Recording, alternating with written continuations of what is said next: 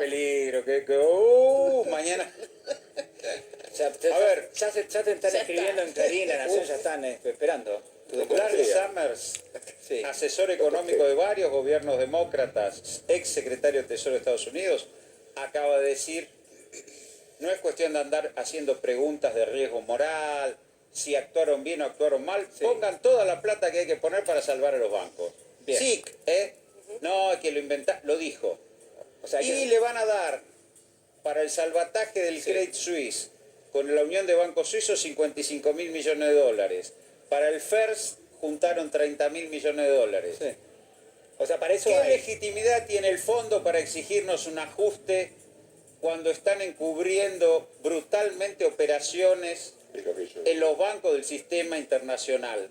¿Cuál es la legitimidad? Nos tenemos que preguntar eso.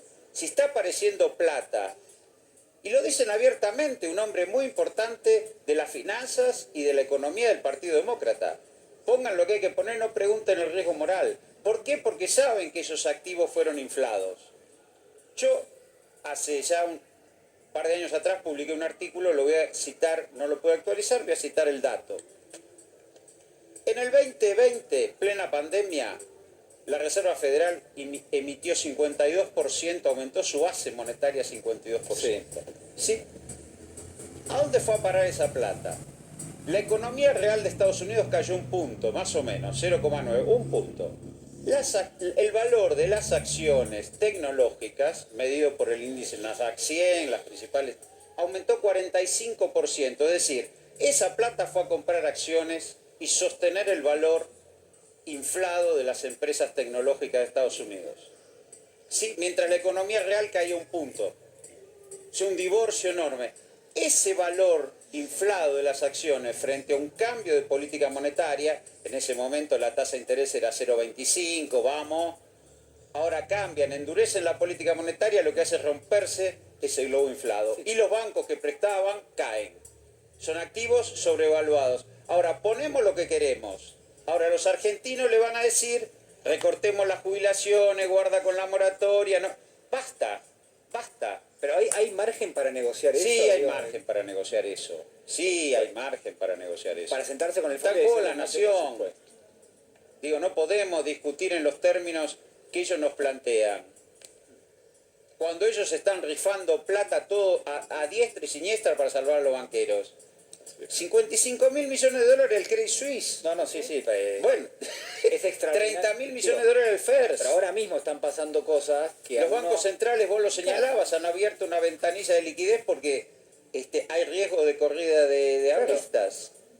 Entonces digo, ¿y nosotros qué estamos discutiendo? Tenemos la sequía, perdemos cerca de 9.000 millones de dólares por ingreso de flujo de divisa de exportación.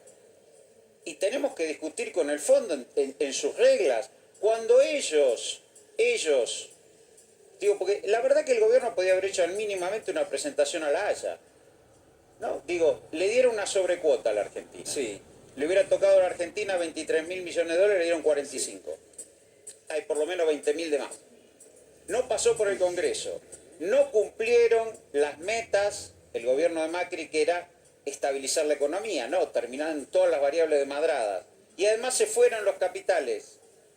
Digo, Cristina, cuando enfrenta a los buitres, todo su recorrido por Naciones Unidas, por los foros, logró que hubiera una normativa en las finanzas internacionales que no se pudiera repetir más un juicio como ese. Porque si 2/3 aceptan una reestructuración, ya está.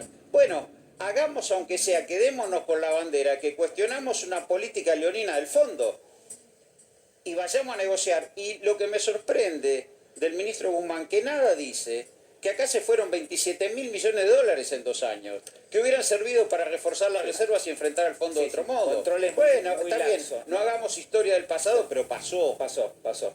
Doctor Ubeira. Sí, en verdad yo tengo una mirada siempre bastante maniquea, ¿no?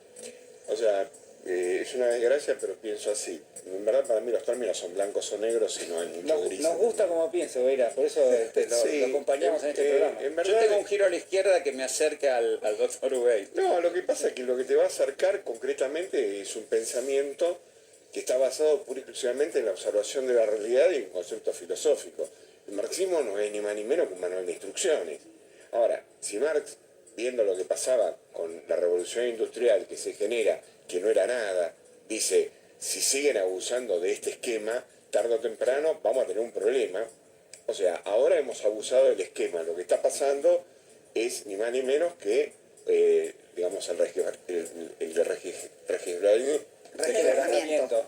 del sistema, Sí. del capitalismo mundial. Sí, sí, claro. El Papa acaba de decir, digo, para tomar una persona que no es marxista, dice con toda claridad, yo puedo dialogar de economía, pero bajo ningún punto de vista de finanzas. Ese es el divorcio, Ese la es el economía divorcio. real de las finanzas.